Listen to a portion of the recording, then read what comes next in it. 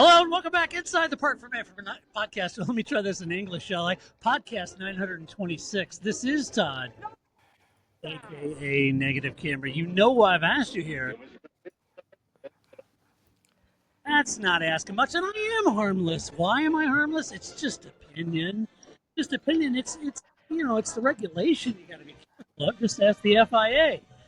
Before getting into this week's news, I have to go get a co-host and bring her in. You know who it is, all the way on the right coast of our nation, nestled near our nation's capital. She provides as a master and a wordsmith and a thought leader. You know her, you love her, the lovely. Great, how you doing? I'm doing pretty great, Todd. Good. I love being a thought leader. Sure. It's my specialty. Sure. Well, I was juggling thought leader, thought broker. Either one applies. Ooh, thought broker is pretty good. It is pretty good. That was the last year's version of that. Thought broker also seems like less work. Aren't I just now moving other people's thoughts as opposed to coming up with my own thoughts? That's right. You're just a broker in people's thoughts. I guess as a thought leader, I'm actually stealing people's thoughts and claiming they're my own. As a thought broker, I'm just pushing out other people's thoughts for my own profit. And scraping off 10%. Yeah, absolutely. Yeah. I'll go with thought broker. That's better. Okay. I like that. Oh, boy.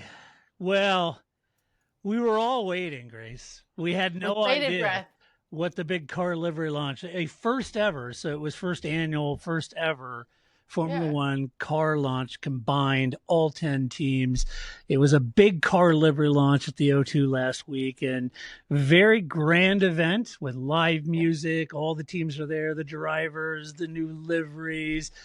Jack Whitehall hosted, and the F1 TV crew got their moment in the sun as well. And although, if I'm honest, I think Jack could have hosted the whole thing and managed the entire thing, given the short amount of time that the drivers and team bosses had to speak. But bar that, it was a big event, and I'm sure you watched it.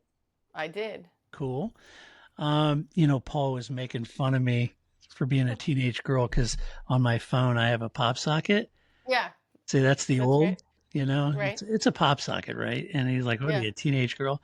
Yeah, doubling down, Paul. Guess what I got in the mail today? Got the new logo pop socket. Nice. So, yes, I watched it. I watched every minute of it.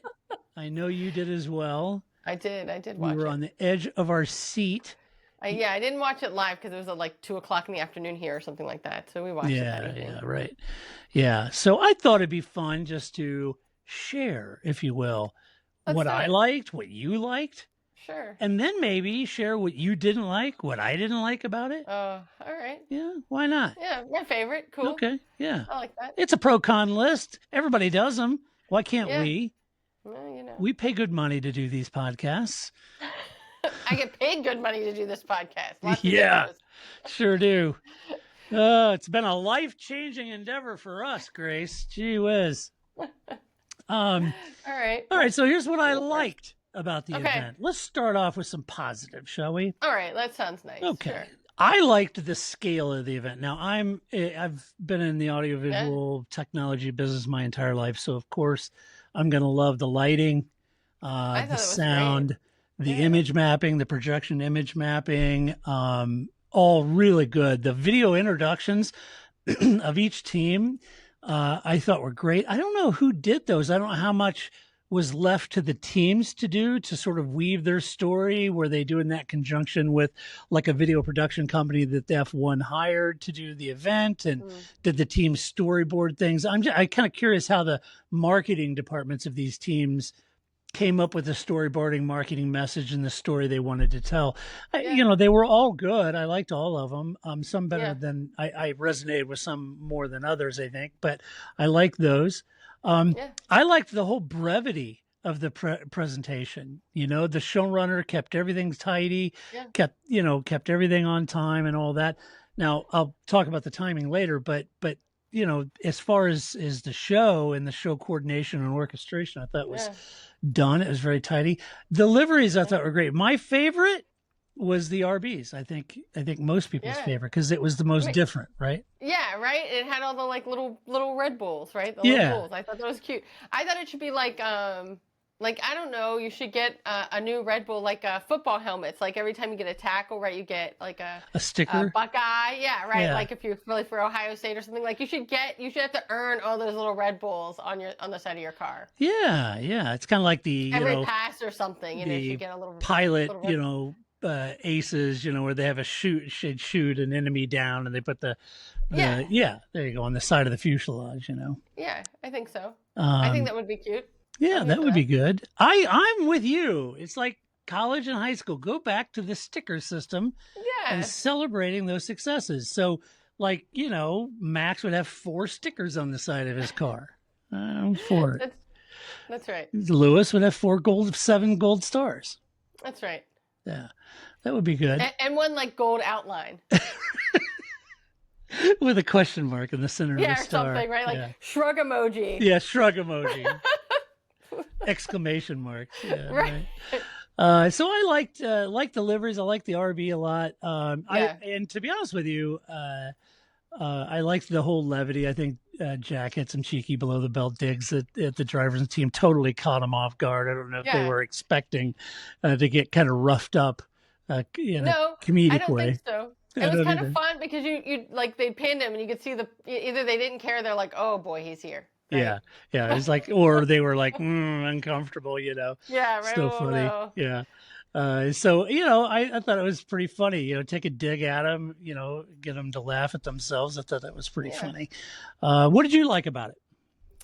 So, I mean, I like this. I liked the same sort of things. I do think that the whole way they set up the stage was really nice. I thought that they did there's the lighting and everything was very epic, but not too overdone. Like it didn't feel like, grossly produced or something.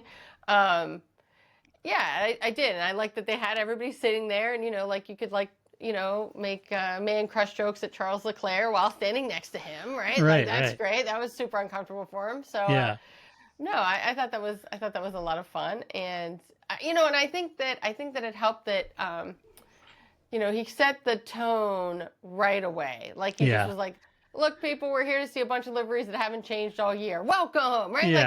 Right out of the box, I think that they did a good job of sort of setting expectations of what you would get. I agree.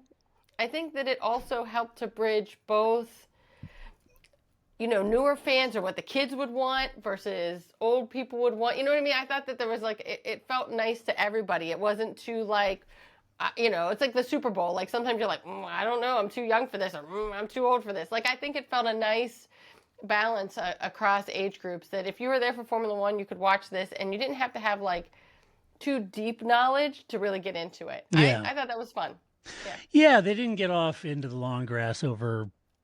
Yeah, it's not the place for that. No, I agree. Well, our car is sporting push rod technology this year instead of pull rod, and it's like. There's a place for that, and that wasn't this, and so I thought that was nice that they kind of just set that tone and kind of stuck with it. I'm sure some of the people hated having to sit there, but they even made cracks about that too. What could be more exciting than performing for all these people who are bored out of their mind in this, Right. And it is tough to have the big livery launch, and Jack, to be honest with you, is right. Most of the cars hadn't changed a lot, and I think. A couple of teams' designers seem to find that gradient button in Adobe Photoshop. So they have those gradient cars, which I've never been a big fan of. And that's why I like the RB. Listen, you're just hoping that the world car comes back. That's the one. The world car, the Honda World Car. Yeah, I liked when Barf One did the 2 separate liveries, and the FI said, "Oh, And then both cars. They put a zipper down the middle and put half the one cigarette brand on half of the side, and the other half of the side was in a totally different paint scheme. They just mashed the two together, and that was complete non sequitur. I liked it for its cheekiness, but if somebody just showed me that, I'd be like, "Well, that's dumb." But knowing the backstory, I'm like, "Oh, I support your cheekiness. I know. This is great." I know the backstory is pretty funny. Yeah. So agreed. And I did like the table setting they did, kind of like you said up front, and kind of set the expectations. The And you make a great point when you're doing the lighting and image Yeah. mapping and the sort of long rectangular square that came down Yeah. with the semi-translucent, Yeah. backdrop that they image mapped on, and even the lights. So they'd switch from look to look in the lighting scheme, but it wasn't overbearing or dominant. It really Yeah. was video, very video forward, which it needed to be. Mm-hmm. So the image mapping was very tastefully done too. So I loved all of it. I think it's kind of like when somebody's really has mastery of it, you look at it and you're like, well, I could do that.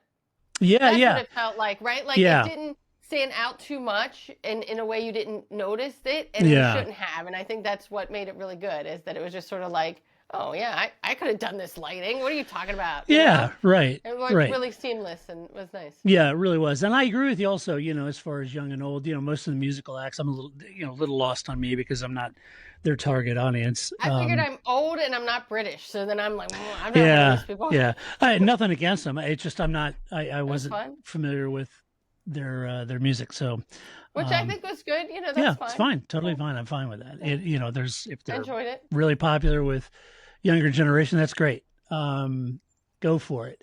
Okay, so let's talk about what we didn't like. Okay. I mentioned that I liked the brevity, but I also did not like the brevity. It feels like maybe two fewer music acts would have given the teams more time Yeah. to actually discuss the upcoming season, share a few more thoughts. They had all of the F1 TV hosts, they were cycling. There was Lawrence Barretto, hey, and Laura Winter and whoever else. And so everybody had their moment. I'm not sure that was really needed. And I don't know. It just, to me, it's Jack's there. He's hosting the whole thing. He's on point. He's got the narrative going. He's got the vibe of you never know who's going to go after next and all that. And to introduce the F1 TV people to interview is a complete jump scare, in my opinion. And, for Jack to Lawrence to Laura, it just disrupted the pacing and the vibe to me. I think Jack could have handled the whole thing. And I think nothing against music acts. Like I said, I'm fine with them. I just think if they had just two music acts, that would have given more time for each team to have a little bit more than just 7 minutes, right? The vignettes, the videos, I thought got a little weighted on the on the procession.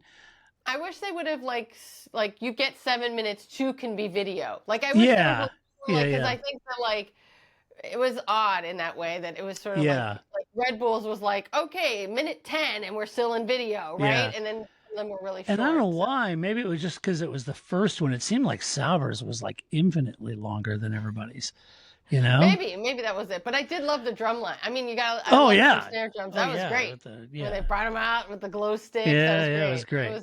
I love the drums. But I think maybe a little bit. I was expecting maybe a little bit more from the teams and the drivers, just to say, car looks great. Livery looks great. Excited for the new year.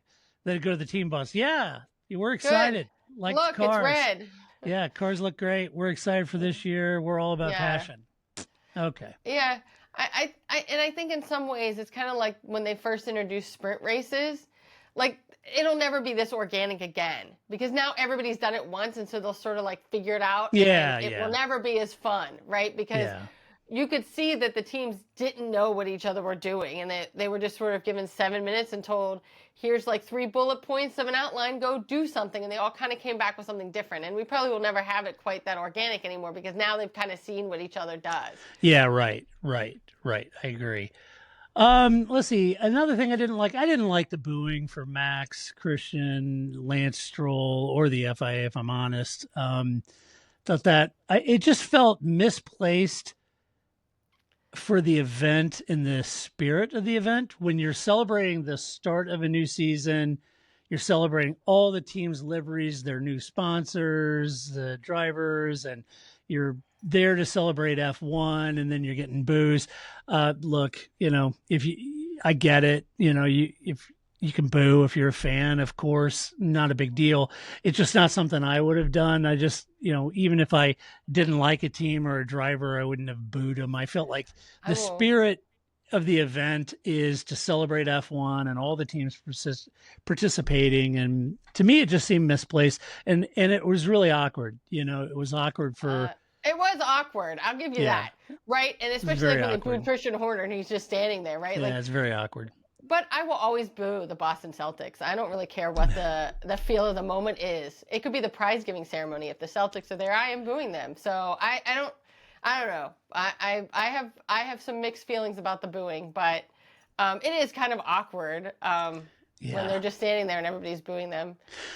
It's it's okay. So you're an ardent hater of Christian Horner. Okay.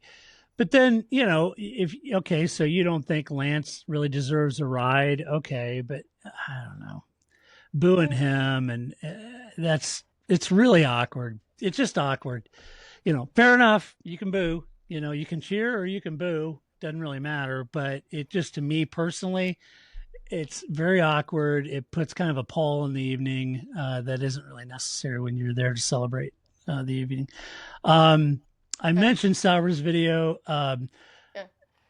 It's, to me, as I was watching it, it seemed to get more compressed the longer it went. And by the time you got to the big teams, it seemed more compressed. And that may be just a mental thing for me, because each team was given 7 minutes. So I'm really not sure why I felt that way about the pacing.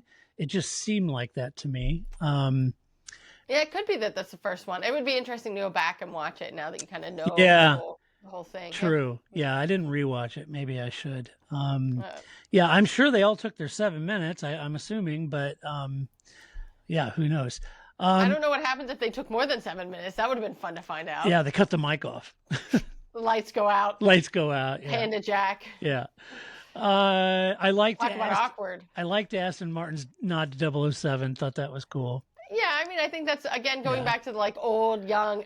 Who doesn't love, James Bond? I thought that was great, a great theme, and, who doesn't? That's a winner. Yeah, always. It was. As I mentioned, I liked Darby's livery. I liked Red Bull's organic sort of streetcar nod to the garagistas and people who love cars and work on them, and I thought that was well done. It could have been 6 minutes shorter, though. I mean, to me, Red Bull's was very clear that Max Verstappen didn't want to do this. They made the video as long as possible, and then when he does walk out, he looks like he's at least in the third realm of hell. Yeah. He is not enjoying this at all, right? So it's not his thing. I liked it, but it was just okay, we got it. And especially because Red Bull has so much they could pull from. Yeah. As a sponsor, they do everything that's crazy. So I did like Ferrari's nod to Enzo. You're like, I mean, that was the big thing. I mean, it was a big thing, right? Lewis and Red. That was that's all they talked about, and so that was fun. Yeah. Well, this is Enzo Ferrari. That's Enzo Ferrari. That's right. That was a good nod to Enzo. Let's see. What else? I thought the least inspiring video was Mercedes. Sorry, Toto. Okay, so here's what I think. So I think that my favorite, and not because they're my team, I thought McLaren's nod to their heritage was great. And I love that they actually brought the old cars. It was here's Senna, and here's Mika Hakkinen, and then here's our new car. I love that it was just they brought the cars, right? It was great. Yeah. And so I really loved how they kind of brought that heritage forward, especially because that's something we think about with Ferrari, right? Like you were saying with Enzo Ferrari, and there's a lot of that in Ferrari. But McLaren has a lot of that rich history too that I don't know that everybody that that's into it now would know about all that, especially because McLaren doesn't really talk about the Ron Dennis era, right? And then all of that spanned Ron Dennis. So we kind of don't talk about him. So it was nice to see that McLaren is starting to come back to that and not just we start with Zach Brown and we don't talk about that part of us anymore. Right. And so bringing the cars I thought was great. And then you get to Mercedes. Mercedes does have a limited heritage in the modern time. In the modern time, across all of Formula One, but just currently, right? Yeah. And I think that if anybody could have used a Danny Rick, it was Mercedes. Without Lewis, they really seemed to boring. silver boring, right? It was just like there was no sort of like they needed like Danny Ricciardo to like, yell Hulkenberg or something from, from the side or something like that. It was just, I agree that I think that they really had nothing, that they had no fun video. Like at least Red Bull, they knew Max wasn't really going to be and Liam weren't really going to be that exciting, so they really had a fun video. Yeah, they did. It was a great video. You could have like balanced this, or like the little comedic sketch that Racing Bulls did. That was kind of funny that they kind of mock all the things, like nobody remembers our name, our drivers are short. They made fun of themselves. It was great. Yeah. It was fun. And they had fun Mercedes. with it. Mercedes was like, what, their marketing department just, did they all just kind of sit down? They were like, we don't have Lewis. What are we going to do? I know, right? We don't have Lewis. What are we going to do?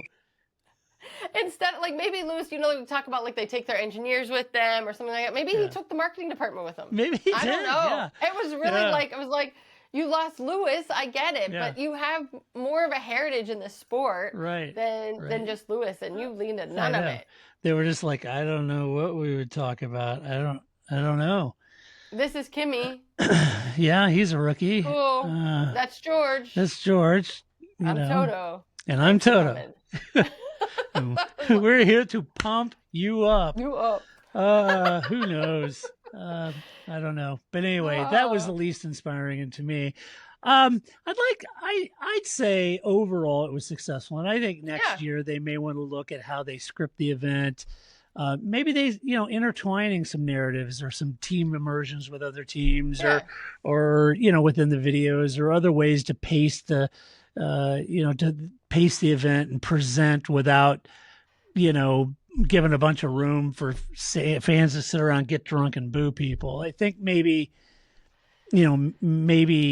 that would be a way to do it. And I'm not poking fun at them. I even in the opinion piece I did on our website about it, I said, just thankfully it wasn't an American event, because good heavens, we'd been so over the damn top on this event. It had been like a 4-hour evening extravaganza with the most nonsense crap and pomp and circumstance ever.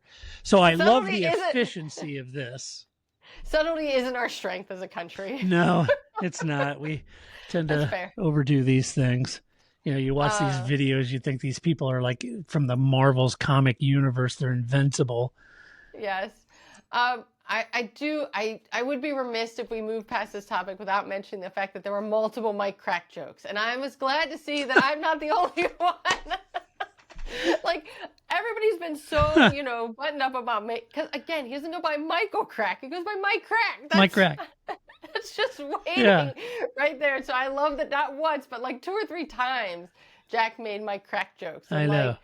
He was just like, really? There's a guy named Mike Crack in this sport? That was great. I know. I enjoyed that. Even you and I were having to be reserved all season long. You want to make a Mike Crack joke, but and like, how do you, like, I don't know if I ever met him. Like, I'd just be like, giggling the whole time. Like, you sound like Beavis. He said Crack. Your name's Crack. Never stop. Yeah. Yes. That's true. Good old Mike Crack. So it's nice to know that Jack liked the Mike Crack. Yeah. Clearly, whoever his writers were, or if he was his own writer, the Mike Crack jokes made it in there, and and Alonso versus Age being his, the biggest championship or the biggest battle this season. Right. Sure. Yeah, Alonso's Age. Yeah. Anyway, good event. Let's see. Excuse me. Oh, I mentioned booing, Grace. Yes. And while you thought it was awesome, the FIA didn't think it was awesome. Of course not. They've weighed in on the fans booing. Oh, of course they did. Yeah, they had the car livery launch. Fans were booing. And would you like to hear what the FIA had to say? I would love to hear what the FIA had to say. You ask for miracles, I give you the FIA. Quote, great rivalries throughout the history of motorsport have contributed to making it such an exciting experience for fans. But what underpins sport at all levels is a culture of respect. As such, it was disappointing to hear the crowd's tribalist reaction to the FIA Formula One World Max Verstappen and his Red Bull team principal and CEO Christian Horner at the F1 launch in London. Now, oddly, they left themselves out of this because the fans booed the FIA too, and Lance Stroll. Quote, Max and Christian have both contributed greatly to the sport we love. In the season ahead, we should not lose sight of that. As part of the FIA's commitment to protect the integrity of the sport, we are leading a coalition tackling online abuse in sport under the banner of our United Against Online Abuse campaign. We stand with all our competitors, officials, volunteers, and fans to unite against this growing threat. We urge the sporting community to consider the impact of their actions, both online and offline, end quote. Okay. There you go. Seems like a little, I don't know that booing is the same as bullying. Doxing people. Yeah, right? Like, I don't know. We've talked about this multiple times, right? Like, to me, I get it. There's a difference between, like, boo, I don't like you. Boo, you're the Celtics. Boo. Or, like, I'm going to harm your family member. Like, there's a clear, you can't throw things at people. You can't threaten people. Like, to me, there's a clear line. But trash talk is part of the fun. Like, part of the fun is that you're a Ferrari fan and I'm a McLaren fan and we trash talk each other and these, like, sly little snipes all over. It's fine. We're friends, right? I'm not like, oh, you're a, blah, If you don't have a little trash talk, I don't know, where's the fun in all this? If it's all just like, I love every team the same. I just hope we have fun. Like, that's not how sports works, right? And so I understand the idea of, like, especially when alcohol is involved, that things get out of hand. But I don't fundamentally understand how then, if I can't boo, I'm not a Red Bull fan. I think day 2 of Red Bull's inception, I was not a Red Bull fan. This has been a long-standing thing. I'm not a, like, bandwagon Red Bull hater. I would boo them. So what am I supposed to do to show displeasure at this team that I do not care for if I can't boo them? And then I don't think booing is the same as, like, online bullying which we do need to do something about. But I'm not sure how this seems like we took this thing and made it into this mountain. I don't know. Yeah, it seems to me it's a pretty wordy statement to get to the point that they were kind of ticked off of the booing. I get it. Because I said the same thing. I felt the evening was meant to celebrate the teams, the liveries, the drivers, and the start of the 2025 season. That's the spirit was intended. Yeah. And it's unfortunate that you had a bunch of boos and disdain. I just think it was misplaced, but that's just me. It's my opinion.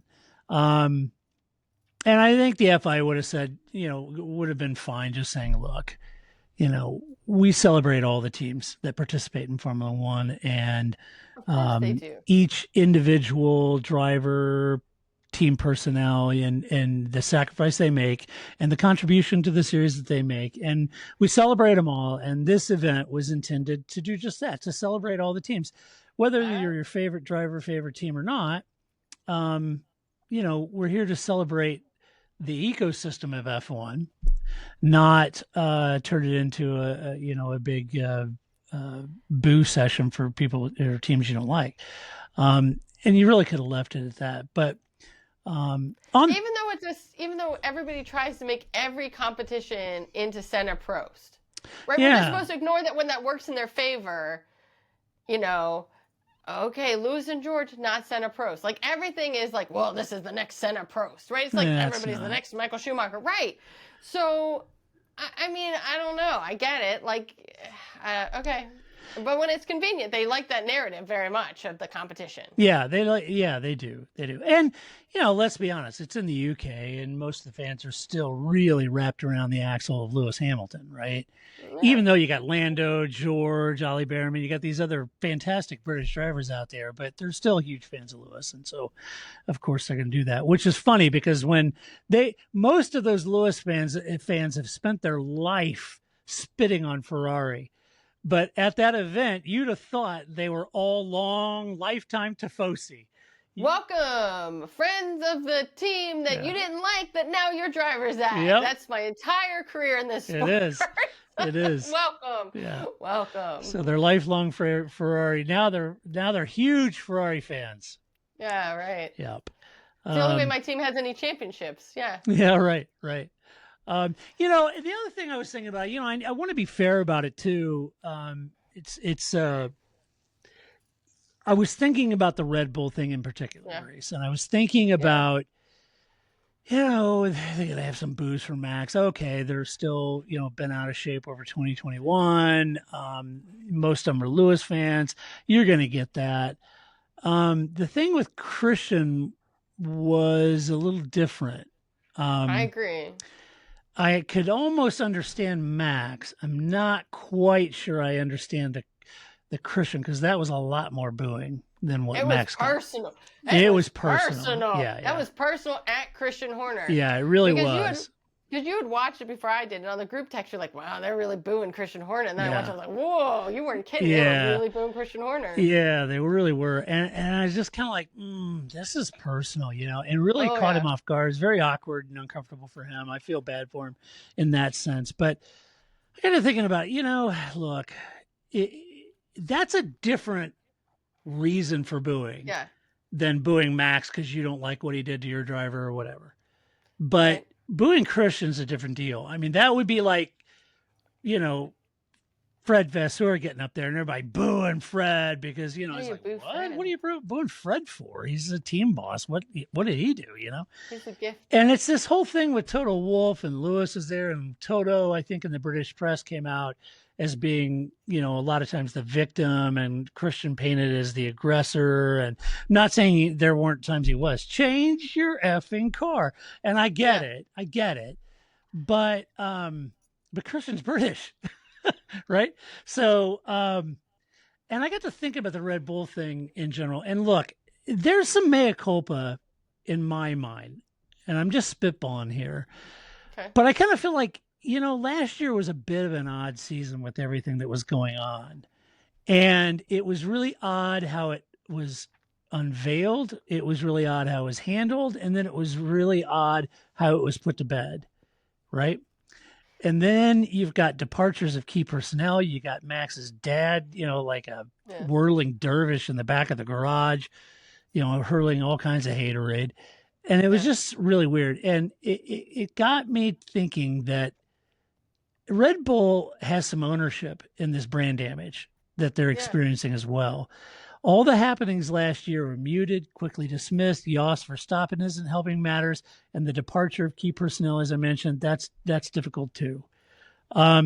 Red Bull needs to own their bad news, and getting out in front of the messaging on this issue would be paramount last year. And I was a little surprised that they sort of tried to, but they didn't.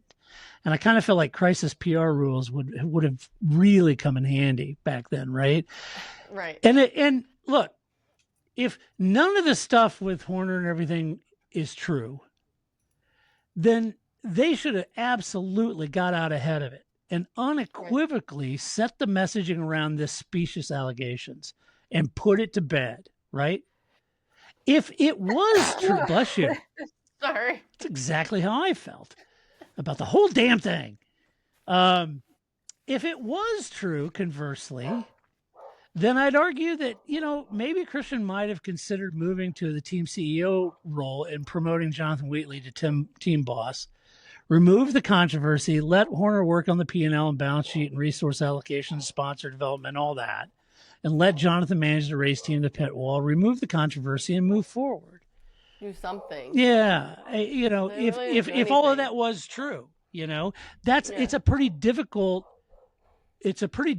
position to stand and be the captain of if all of that's true, Yeah. And maybe that's what the British fans are, booing about. Who knows? Sorry for the dogs barking. That's going to be the soundtrack for a while for this podcast. I just assumed they were also blessing me for sneezing on the air. No, they're booing Christian Horner. Oh, see, there you go. That's what it is. I mean, I guess the thing is, so this came up in MotoGP the end of last season because they were in Italy and the fans were booing Marc Marquez, who's Spanish, who's a Spaniard, right? And Pecco Bagnaia, who's Italian, came out and said, don't do that. We're here. We put our lives on the line to entertain you in this sport. Don't boo Marc Marquez. As someone who would boo Marc Marquez, I'm like, so what do you want me to do? I guess that's the sort of like, I get there's a line, and maybe it is in that environment, it is crossing a line, right? Those boos were more than just boos, like we were talking about with Christian Horner. But I think there's some part of it that I don't understand. Then if I can't boo, what am I supposed to do? And I say that as somebody who has, gone to Caps games wearing Pens jerseys because they're playing each other, and people are usually intoxicated and not very polite. And it's like, I get it. We're rivals. Ha ha ha. That's fine. But like, I'm going to leave now. I feel uncomfortable and unsafe. Nobody should feel that, right? Because of their fandom. So I don't know where this goes, because again, it's either like fans have the ability to just boo, or we all just have to like everybody, and I don't know how that's really tenable either. No, I agree with you. It's fair enough. When you're a fan and you're at the track and the race is happening, and you're booing. The emotions are high. Everybody's excited. I get that. This wasn't that kind of event, but I get it. Yeah, I don't know. I mean, but it turned into this kind of event. It's something they'll have to anticipate next year, Well, I mean, so we were now again, this story is now like 10 years old, because when John Wall was still with the Wizards, and they would do, like in between, quarters or whatever, they would show like sing-alongs or whatever. And they did one where they asked fun facts about the different players. Well, John Wall is a Dallas Cowboys fan. Well, Washington football team fans do not like Dallas.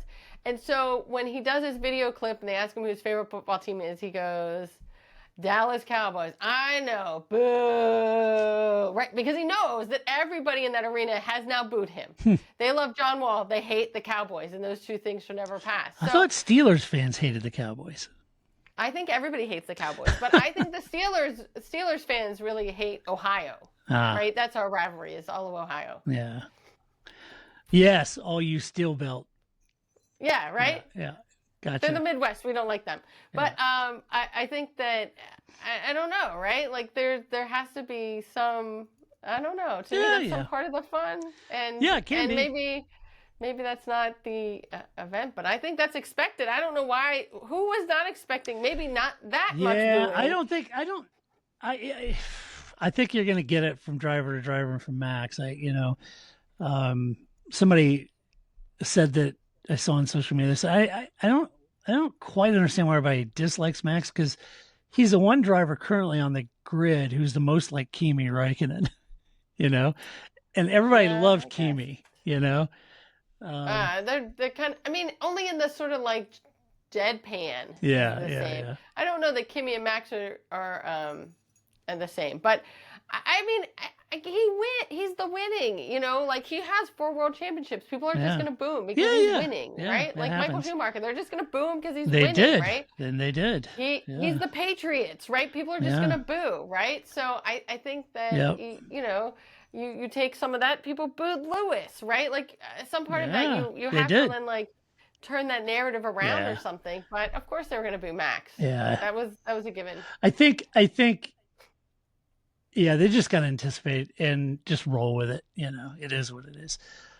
Speaking of booing in the FIA, there's more FIA news, Grace. You thought we were done with MBS, but no, he's there. He's hovering over this podcast like we're weighing in after a race. It is a good thing he did not show up. Oh, because he for sure would have got booed. Oh, he for sure would have got booed. Yep. Yeah, he would have. No, this is... Go ahead. And then they would have panned to the tables, and you would have seen like Lewis and Charles Leclerc like boo. Oh, the camera's on us. Never mind. Yeah. No, we're not booing. Yeah, Charles would have been given in the middles. Yeah, no boos from us. Yeah, right. Or George, sorry, would have been given the middles. Yes, he would have been giving him the full willpower. Yeah, he would have. Yeah. No, the FIA has spoken up from the dulcet tones of MBS himself on social media, and he posted on social media that he favors a return to the screaming V10s of yesteryear. I bet he does. And this is what he said. He said, quote, "This week's F1 launch in London has triggered a lot of positive discussion on the future of the sport. While we look forward to the introduction of the 2026 regulations on chassis and power unit, we must also lead the way on future technological motorsport trends. We should consider a range of directions, including the roaring sound of the V10 running on sustainable fuel. Whichever direction is chosen, we must support the teams and manufacturers in ensuring cost control on R&D expenditure. End quote. So, okay. It's been an interesting response to this. I've read some opinion pieces on it. It's been met with varying opinions. Let me just say that. But I guess my question, these are more questions than statements, is what is the next logical step for F1? There were some opinion pieces. Oh, this is ridiculous, and this is like Boris Johnson, Operation Red Meat. I think somebody had said that at Autosport in an opinion piece. Fair enough, but the implication is they're still going backwards, and this is against going 180 against sustainability and all this kind of stuff. And I was thinking, well, okay, it's all right. Let's just say all criticism is true. Then what is the logical next step for F1? Fully electric? Because I don't see that as a reality anytime soon, if ever, in Formula One. Isn't there already somebody that does that? Well, that's what I'm saying. If it is what fans want is fully electric, well, the FIA gladly offers you Formula E, right? So right. Why would you not watch that, yet demand F1 be fully electric when you've got a fully electric open wheel series you can watch and enjoy, right? Yeah. So that's an odd argument to me. So, oh no, everyone should be, because go watch Formula E if you want all electric. I'm all for it. Yeah. Right. It exists. Right. Yeah.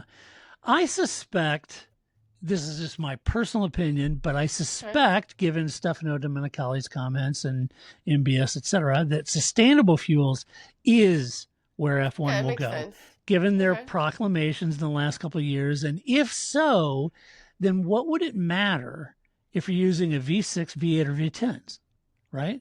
It wouldn't matter if you're using sustainable fuel. Now, this goes back to a conversation that I was having with Steve Matchett several years ago, right before the hybrid era came out.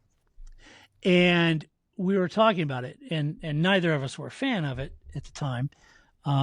And Steve was saying, the unfortunate thing is if they're worried about fuel consumption, they can control and restrict the fuel flow. It's easy to do. Right. Sure. And this becomes a huge engineering challenge for the teams, how to produce that much RPM and that much horsepower on restricted fuel flow, right? It becomes a massive engineering challenge in how they do that. Right. And if you combine that with sustainable fuel itself, it could have immediate road car impact, right? Right. Other arguments might center on the resources needed to create sustainable fuels. And I do think that processing alone is what has slowed the pace of the introduction of the sustainable fuels to F1. Makes sense. But even if production was on par for the demand in F1, maybe some of the concerns are what resources are needed to produce the fuel itself, right? That's a challenging argument. You could flip that and say, well, the resources needed to create electric cars themselves takes a tremendous amount of resources, and to be, to either be created or the materials themselves, they're not the most sustainable. So the same might be said about power methods or whatever when you go down in that world. So these same questions come up irrespective of the application or industry, right? This is where doing something and working towards solutions that make sense and perhaps a synthetic sustainable fuel is F1's charter, in my opinion. What else would we expect or demand from F1? Could we demand it of NASCAR, IndyCar, MotoGP, Rally, BTC? I mean, what are we demanding? At what level does F1 owe what, right? For me, if F1 could help perfect synthetic fuels that could be used in today's road cars, lessening the demand on petroleum-based fuels, that's a huge win for the billions of internal combustion engine cars that are on the road, right? Right. And I feel like F1 could be the rapid prototyping, the crucible of development for that. Yeah, I think it really depends, though, on what the manufacturers want. Right. Is that a direction they want to go? You're absolutely right, Grace. Right? Because that's the reason we do all these silly hybrid stuff, right? Like, it's nobody's like, you know what would be really great? Hybrid engines in Formula One. Nobody says that. No. That's what the manufacturers want, right. And so they see that as a way to perfect that engine and get the shine off of Formula One on their hybrids, right? Yep. So, I get it. I think from an engineering perspective, I think it would be really interesting to be synthetics, but I'm not sure how much manufacturers are into that. Yeah. That's ultimately who drives that. Yeah, it is. And I suspect if manufacturers' participation was based upon F1 moving towards electric, then either that manufacturer bows out because F1 isn't heading in that direction, or they don't. It's a big conversation for F1 to have with the participating manufacturers. Or you're Mercedes and you go to Formula E and you can't make any money, so you come back. To Formula One. Yeah, exactly. Exactly. I mean, me personally, when I read this statement, I just thought this was a cheap way to get fans on your side after you got booed. Yeah, right. It's very much like, let them eat cake. Give them V10s, right? Yeah. Like, that solves everything. Yeah. You get a V10, you get a V10. You're unhappy with me, get a V10, right? Like, that's like some sort of like answer to everything in this sport. Right. Like, that didn't solve my problem. But you're right, I do want a V10. Yeah. Thanks. Yeah, it does. Okay, great. Yeah. I mean, the knock on for me also is the teams could save a lot of money in developing less expensive engines than the current hybrid monstrosity they are, right? Sure. They're currently saddled with those. Those were a fortune. The last iteration, by the way, when we talk about efficiency of the current hybrid, which is fantastic by all measure, the current power unit is incredibly efficient. There's no doubt about that. But just for balance here, the last iteration of the internal combustion engine V8, that engine was far more efficient than the 4-cylinder in a Prius. So it's not a question about the march towards a more efficient ICE engine in F1, because those engines were fiercely efficient, and they were more efficient than a Prius engine, but they were delivering 850, 900 horsepower, right? You know what? Manufacturers care about this thing called optics. Yeah. Not this thing that you're putting out, which is facts. Right. Yeah, the optics, nobody, whatever. Prius has to be more efficient. Yeah, right. Optics. Right. So I feel like if you had a high efficient V8, V10, running on sustainable fuels, I think it's a win-win for F1. I do. Right, there you go. There you have it. Well, Stefano Domenicali, we know you listen, so I know Stefano listens. We'll just give that to you for free. That's you don't even have to be supporting us on. Although, if you ever did and you wanted to join the chat, that would be great. It would be great. I agree. And you can at least clarify if it's Stefano or Stefano, which I'm still not really sure, Mr. Domenicali, which you prefer. Hey, Patreon supporter Dave, who's live with us here, he agrees. He says sustainable fuel V10 for the win. And I agree, Dave. I totally agree with you. I'm there. I think V10's the sound of a V10 running on normally aspirated, running on sustainable or synthetic fuel would be awesome. So, well, do you like props? Can I grab this? I do. I love a good prop. Okay. All right, let me grab this here. I have a prop. I have to dust. This is not in the notes. This is not in the notes. Surprise prop. This is great. Does this send a message if I gotta say that I just had to dust it off of my jeans and there's a ton of dust that came off on my jeans? Now I gotta wash my jeans. That's how much dust was on it. Okay. Dun, dun, dun. All right, if you're not watching this podcast, you may have to go watch the YouTube version of this podcast for the video. This should be our thumbnail. What are you talking about? This should be my thumbnail. It should for the podcast, Grace. You and I, we can just put that on there. Gosh. So I'm showing a picture, a very extreme close-up of Gunther Steiner. Very angry Gunther Steiner. Drive to Sue. No, I mean Drive to Survive. Sorry. So Surviving to Drive. Yes. Gunther Steiner, who Grace and I several years ago agreed that he has achieved single name fame, like Madonna, Prince, Steiner, Cher, Steiner, right? Babs, Barbara, Steiner. So Steiner drops the case against Haas. Good. Now you're gonna love this one, Grace. I promise you're gonna get a kick out of this. So Gunther Steiner has dropped his lawsuit against the Haas Formula One outfit after coming to an agreement during mediation proceedings. Oh. Gunther sued Haas in April of last year, claiming he was owed money after his contract with the team was not renewed. Now get this. The case claimed... Yeah, go ahead. What? No, I was going to say, but that wasn't illegal. It wasn't like they just didn't renew it, right? Yeah, but he said he was still owed money. The case claimed Haas had built its success and fan base largely on the back of Steiner, stating that, quote, the popularity of Formula One in America is rapidly growing, and Haas F1 has grown with it. But neither Haas F1 nor Formula One would exist in the modern United States if not for Gunther Steiner. End quote. Wow. Whoa. What? Okay, so first of all, I wish I had the chutzpah to say that about this podcast would be nothing if it wasn't for me being on it. Like to have that, like that kind of bravado. Wow, that's how many times would I have to practice that in the mirror to be able to say that with a straight face in a court of law? That the only reason why there are American fans is because of me. That's okay. I read that. He said what? I had to read that 3 times. I think Ricciardo is owed some money. Yes. If Gunther Steiner is owed some money. I think Lewis Hamilton's owed some money. Yeah, there's a lot of people here that. Yeah. I don't think you can just claim that on your own, Steiner. For real. I mean, really? We've been covering F1 for 18 years now. 18 years I've been carrying water for Formula One, and even got threatened by Formula One because our past name.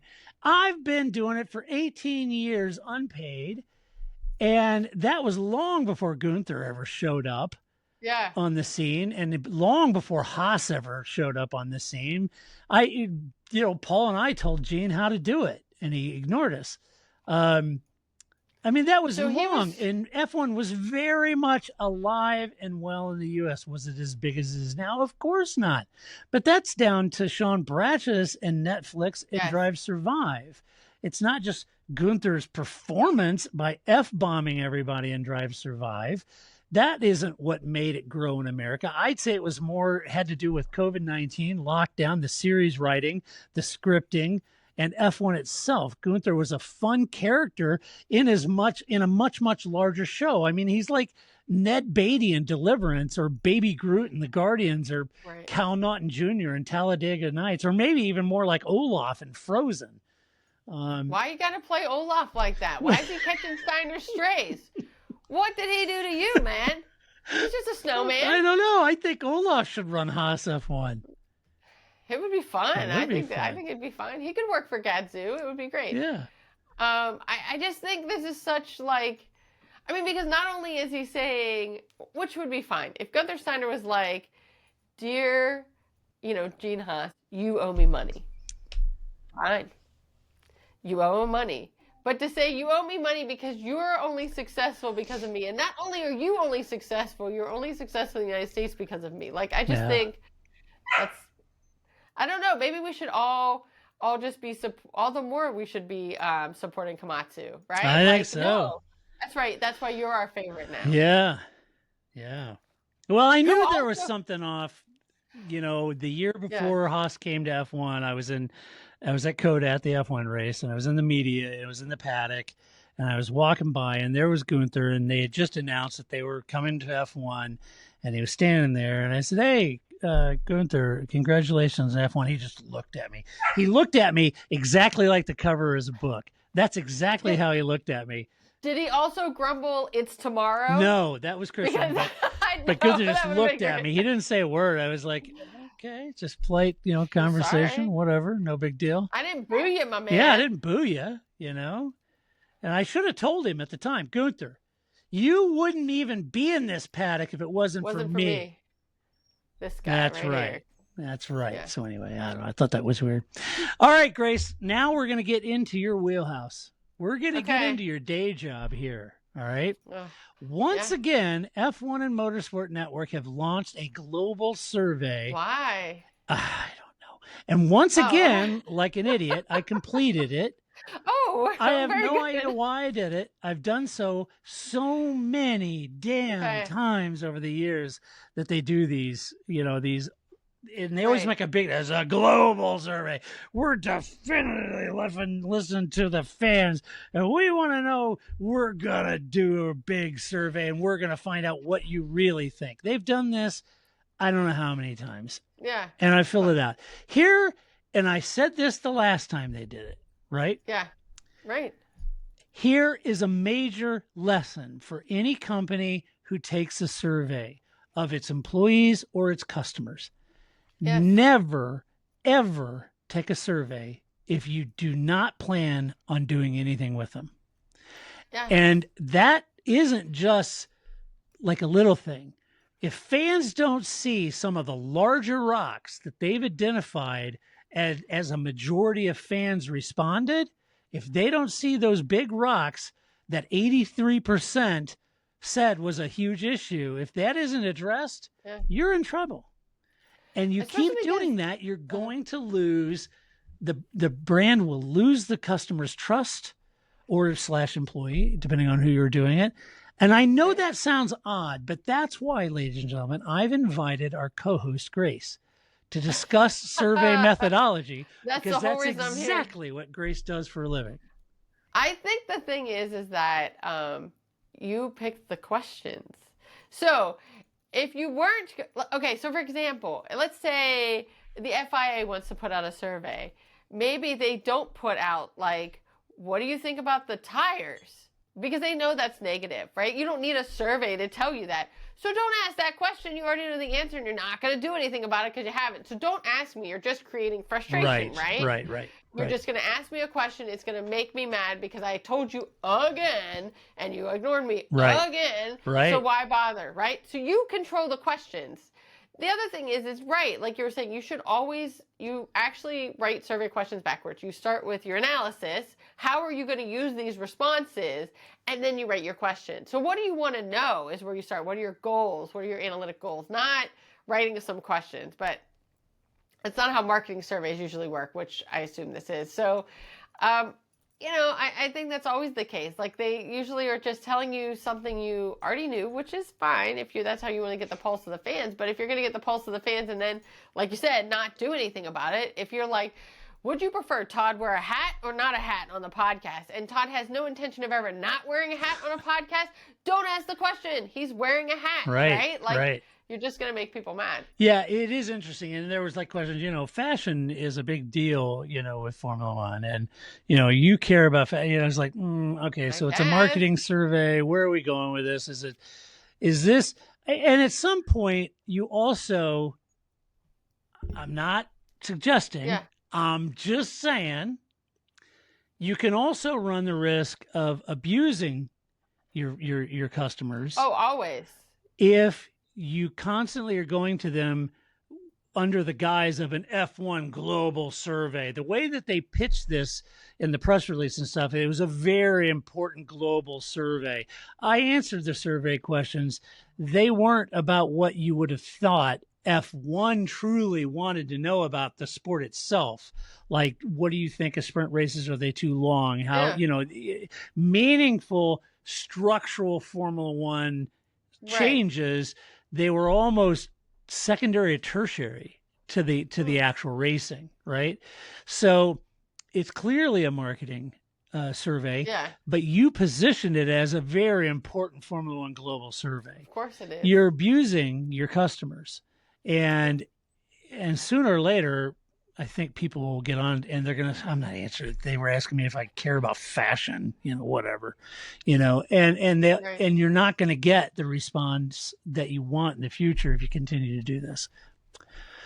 Just my 2 cents. I'm just telling you. I mean, I agree with you. I think that you have to have a very clear goal. I think anytime somebody said to me like, hey, I'd like to do a survey for like my job, whatever reason, I'm like, what other ways could you get this information? Yeah. Like, I feel like as a survey person, I'm always trying to talk people out of doing surveys because I think people jump to that as a way to get information, but it is not the only way you can get information, and you should only use it carefully because, like you said, your fans only have so much goodwill. And so I have to think about the fact of like, let's say I can ask you 10 questions. I've got to pick wisely. And maybe I don't ask all 10 of them now. Maybe I ask you 2 now, I ask you 2 later, because the year is going to progress and other things that are going to be important to me, right? Don't waste it all that goodwill right up in the beginning. I agree. And I'd like to think that I'm sure that Formula One's done this.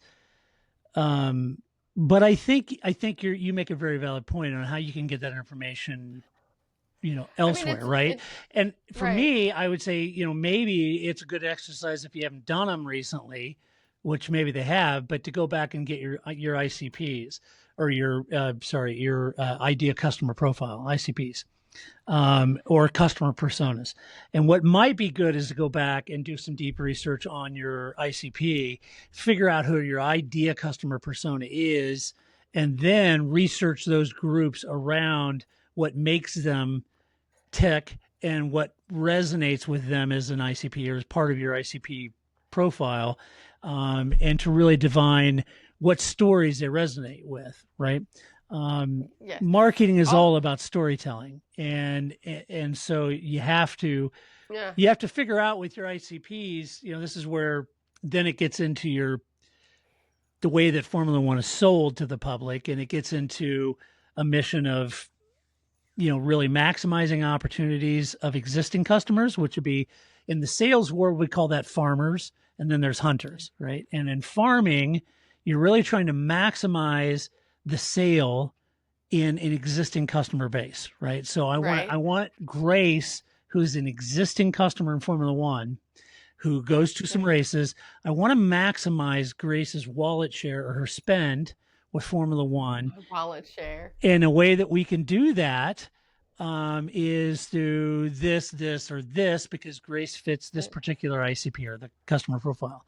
On your hunters, it's about optimizing the sales opportunity.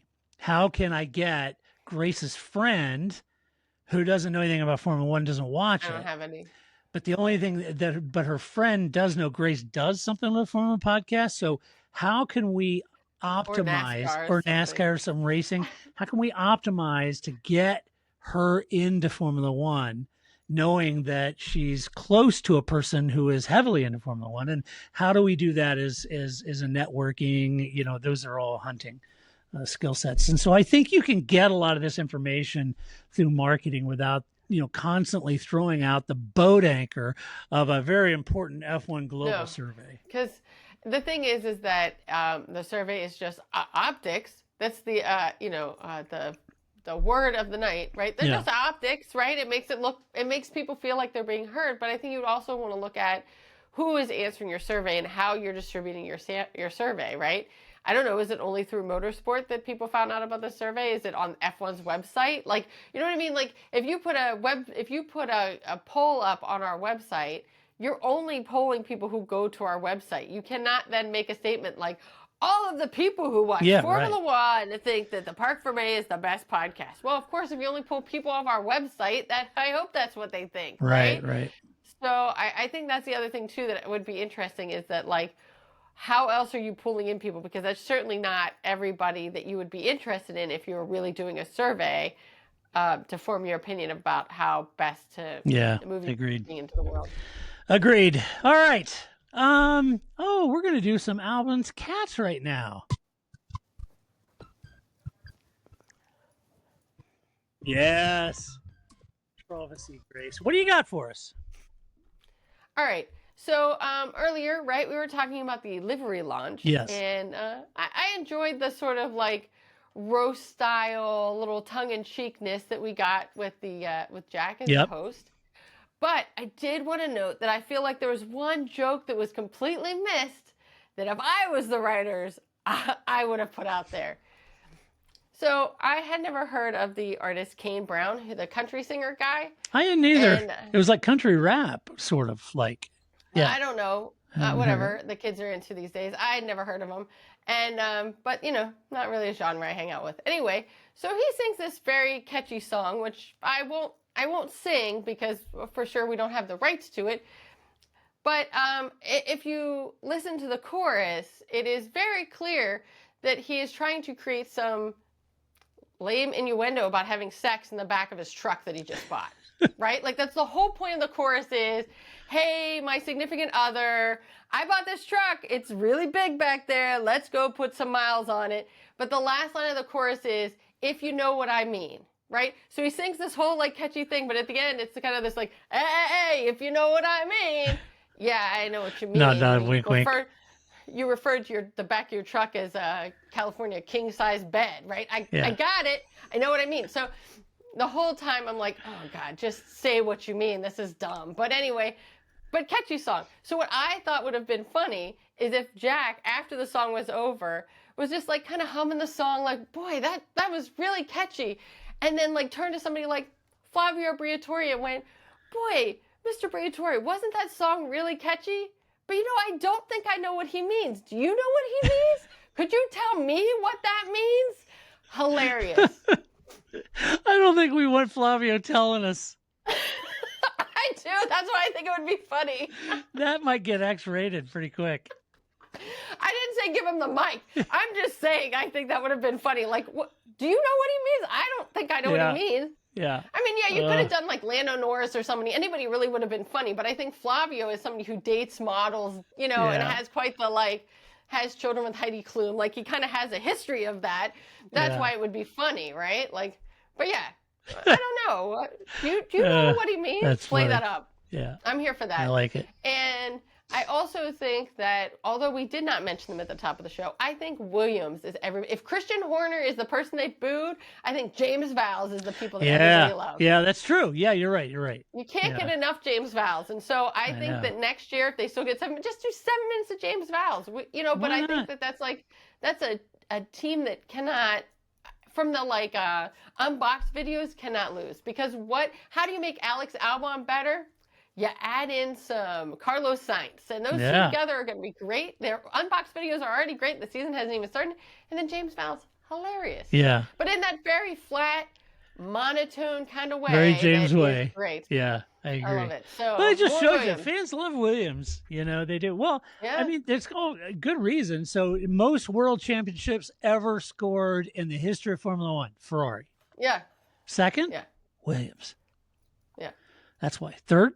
McLaren. Right. So that's why, you know, those were the halcyon days back when Frank was there leading everything. All right. I got a couple no shit headlines. All right. This one's good. This headline. This is the actual headline. You ready? I'm ready. Inside the life of the F1 flop with links to Vladimir Putin that placed him on the EU sanctions list. Nikita Mazepin lasted just 21 races, but plans to compete in 5 different sports this year due to his hybrid athlete plan. That's a headline. Wow, that's a lot. What? Is Ron Dennis writing headlines? That's really long, right? That's not like 5 words. That's a lot of. Wow. So what are the like skeleton? What are the sports that he's? I don't know. They lost me after like F1 flop. I was like, I don't wow. know what. That's quite a headline. I mean, as soon as they mentioned the ties to Russia, we knew who they were talking about. But it was just like I am interested in what his like hybrid athlete plan is. Yeah, me too. Especially like if we're going to go back to normally aspirated. I don't know. Maybe he's running on sustainable fuel. I don't know. Be great at the Olympics.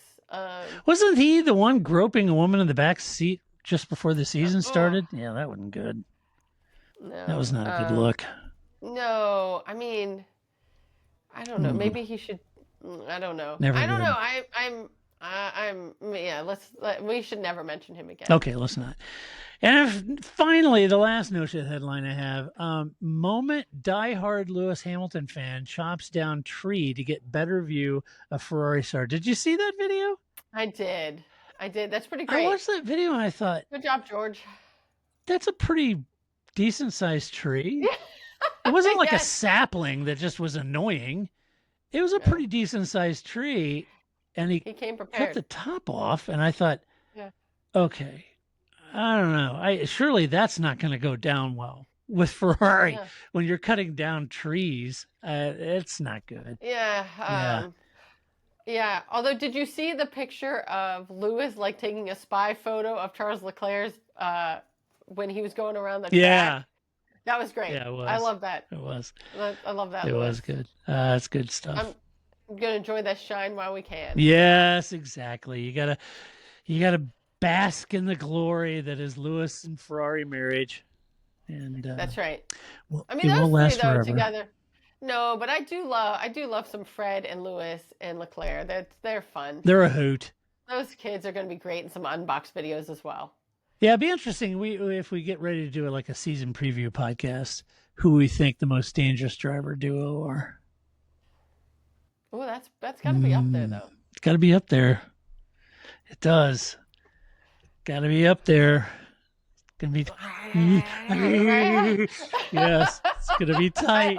I hope for everybody's sake it's up there. It's gonna be tight. So anyway, all right. Well, that does it for this podcast. If you like this podcast, you can tell us what you think about these stories and more. Just go to theparcforme.com. P-A-R-C. Actually, it's the T-H-E. P-A-R-C, like Grace's shirt, F-E-R-M-E.com. Right. The Part for Me. Part for Me. And you can do that there. If you like the podcast, give us a good rating. Give us some love over at your favorite podcast player. If you're watching this, it's a little odd. I'm a little surprised more people haven't gone and hit the like and follow and bell icon on our YouTube channel. I only have so many family members. Yeah, people ask us for years, like, when are you going to do them on YouTube? Do them on YouTube. And you and I would say in the podcast, do people really want to see that? Oh yeah, we want to see that. Yeah, we want to. Here we are. And then I thought, does anybody want to watch Talking Heads? Heck yes, we want to watch them. And I put them on there, and I don't know, it's weird. So if you haven't done so, go over and hit the like and the subscribe and the bell and all the other stuff. That would help us out. I'd appreciate that. But anyway, we will be back next week to do it all over again. Huge thank you to our Patreon supporters. We would not do this podcast without you. There's new merchandise, new logo up at the website too. You can get that, just like I got, to Paul's chagrin, my new pop socket with the new logo. There it is. That's on the YouTube channel. There you go. And anyway, we will be back next week to do it all over again. Until that time, this is Todd, a.k.a. Negative Camera, saying so long, Grace. MotoGP starts this weekend. Start watching, people.